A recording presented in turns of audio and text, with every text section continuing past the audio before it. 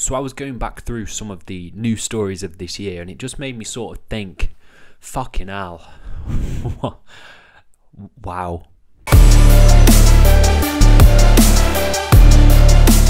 Hello and welcome to FTTR. I am you, McQuaid, and today we are doing a bit of a bit of a zany list.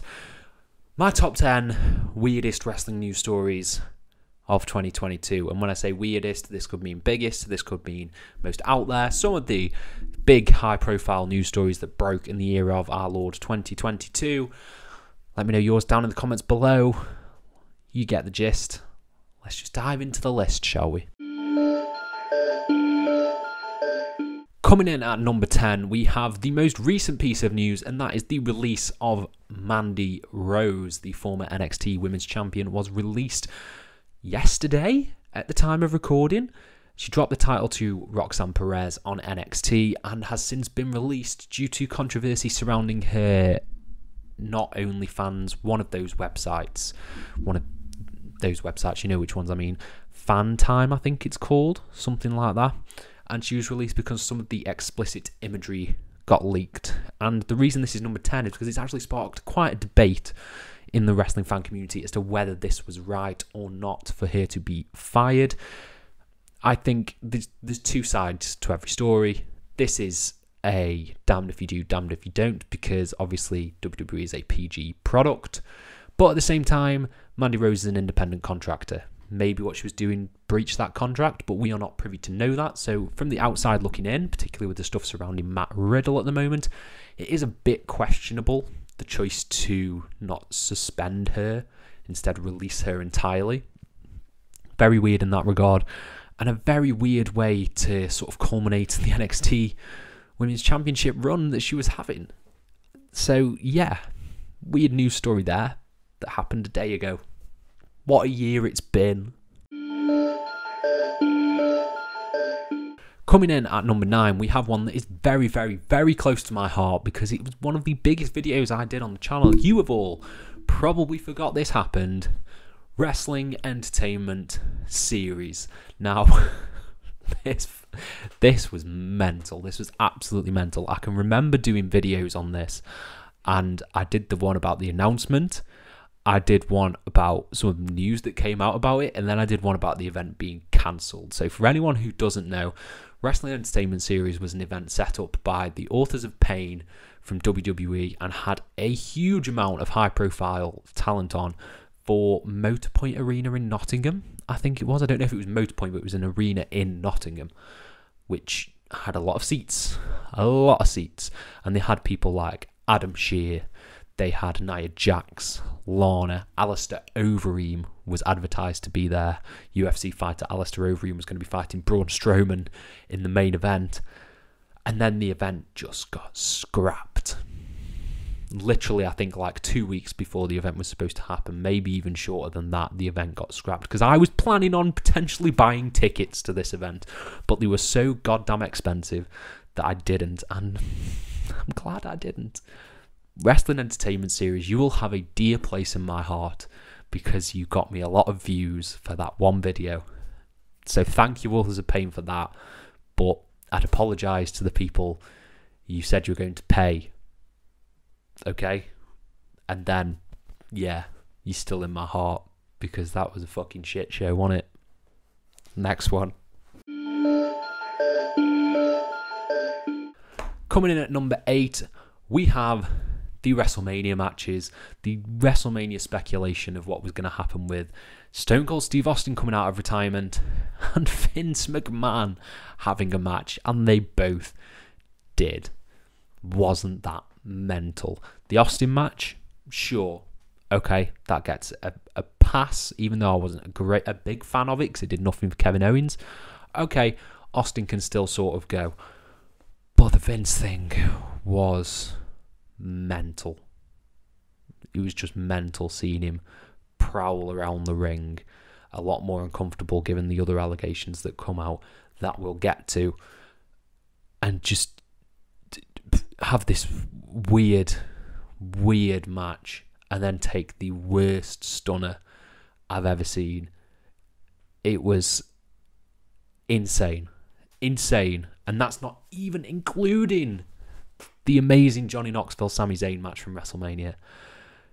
It was one of the most mental WrestleManias I've ever seen. And yeah, those matches were mental. That's why they're on this list.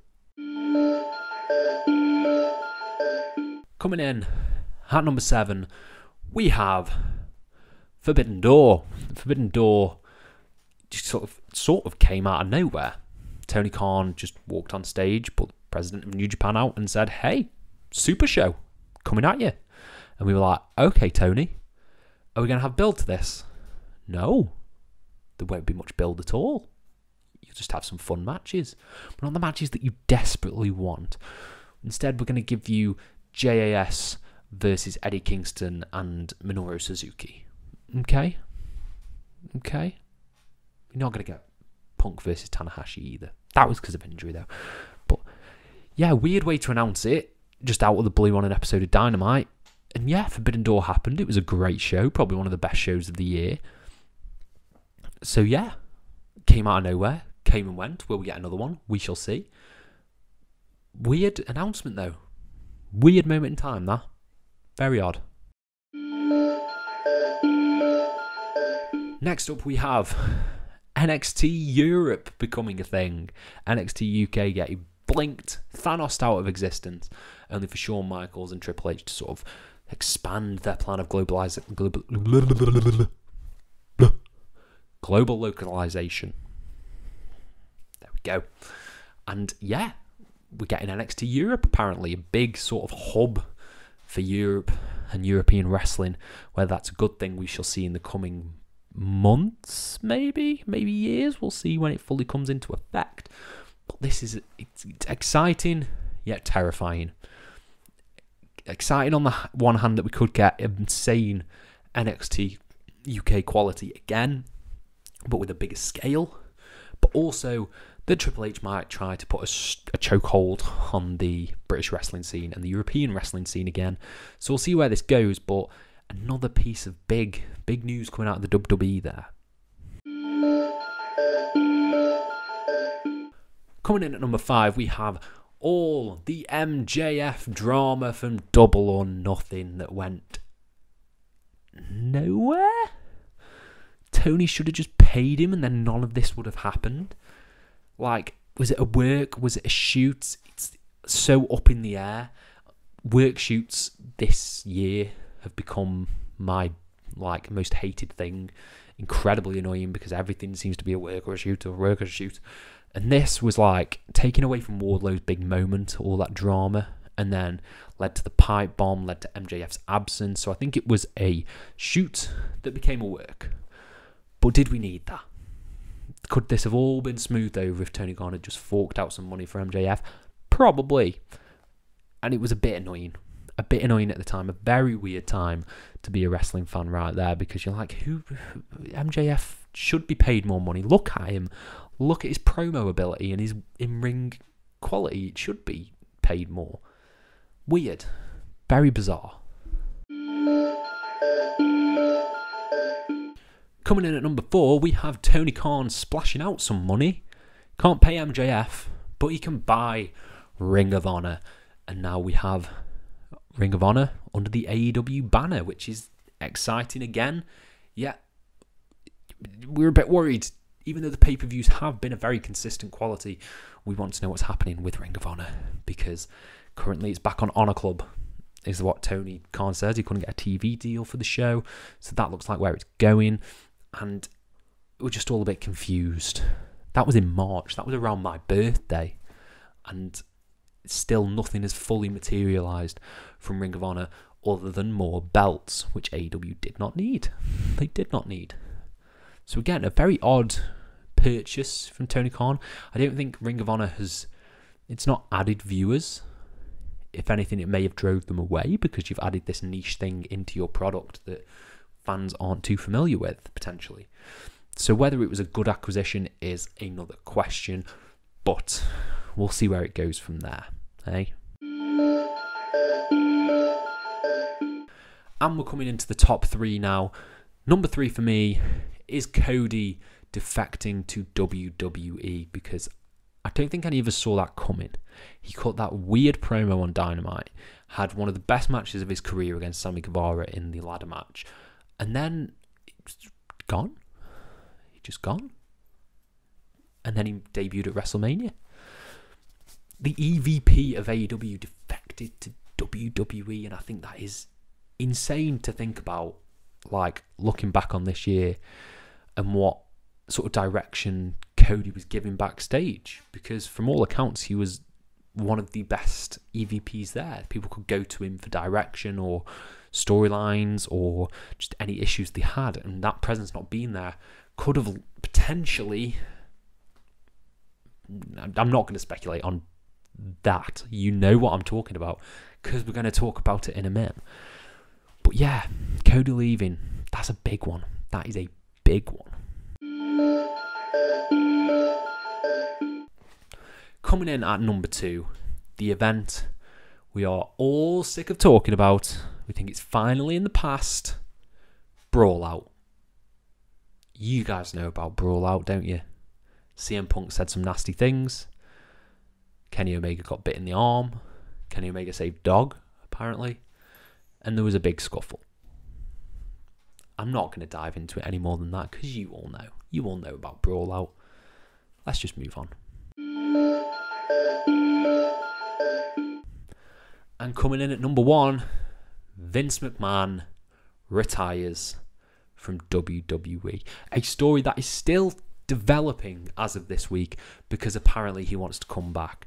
So in like July, Vince McMahon announced his retirement amid sexual misconduct allegations from the past, and then he resigned, and then he apparently wants to come back. It's just mental. But we've been living in a post-Vince era since pretty much SummerSlam, and the product has dramatically improved. Like, dramatically improved. Compared to where it was, where you were getting rematches and nonsense dialogue. It has improved. It really has. And I think that is Triple H sort of taking WWE under his wing and saying, no. We can fix you. We can make you better. We can improve on you. And while it's not perfect, it is leaps and bounds beyond what it was. And Vince McMahon, the person who gave us WWE, who sort of gave North American wrestling, has been a staple of North American and worldwide wrestling since the 80s. He's gone. He's retired. And it's amid these horrible, horrible allegations. Horrible. Really horrible. I wanted to end on a jokey one, but this is the biggest story. And it's good that he's gone. It's good that he's gone, and we can move on past that into the year 2023. And he's gone. It's good that he's gone. It's good that he's finally gone, and we can move on into 2023 for some more crazy wrestling news, because that is what happens in the world of professional wrestling, eh? Crazy news cycles, crazy news stories, and that is my list. Let me know your craziest news story, your wrestling news story, down in the comment below, and I'll try and reply to every single one of you. Thank you all ever so much for your support, and have a nice day.